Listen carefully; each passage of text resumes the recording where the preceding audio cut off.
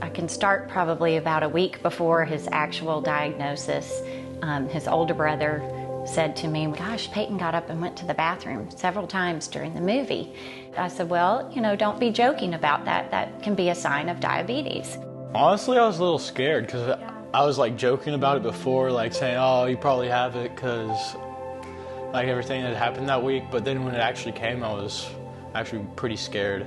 Yeah, I didn't know what it was, so I was kind of scared too. A couple of days before, I was in a tennis tournament, and I had won the first ever match I won in the main draw, and I was really excited, and then I got destroyed the second round and didn't feel very good.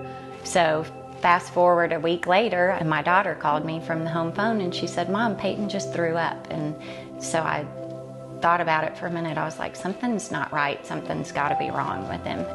When we were leaving and knew we were going to the hospital, he was scared, as any child would be who's 12 years old.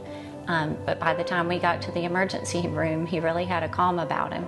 When he stepped on the scale, I knew before they'd done any tests what he had. I was getting close to 100 like a few weeks before, and I was 90 pounds, and I was like, what? And then they checked my blood sugar, and I didn't know what a normal number was, but it was 593. That's scary remembering that number.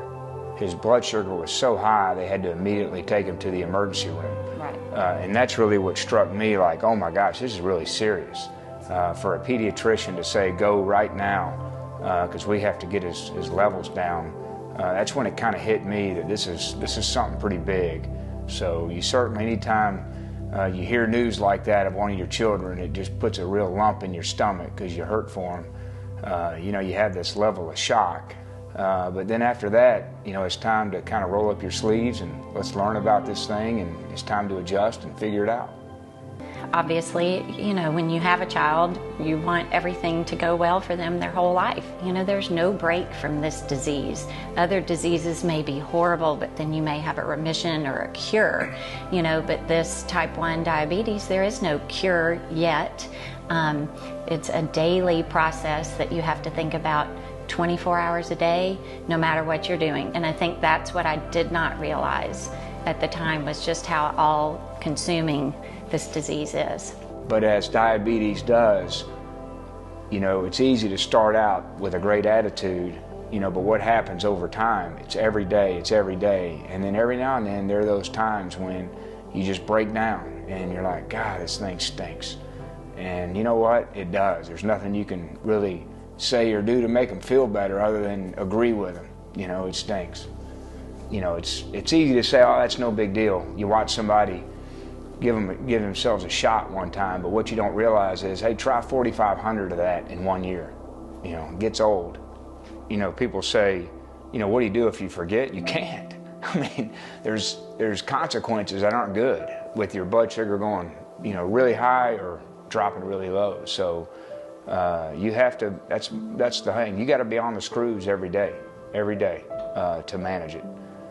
So in some ways, I feel lucky because I think about whether it's a single parent out there who's just trying to make it and they don't understand and they don't have the medical background trying to figure this thing out, or maybe it's a child who may not have the same amount of discipline and drive to manage it every day. Those are the people that I hurt for. Their blood sugar can drop low when they're asleep, and if you don't have a continuous monitor on or aren't alerted to the fact, it can be deadly. There are children who won't wake up the next morning if that happens, and so I think it definitely takes a toll on parents.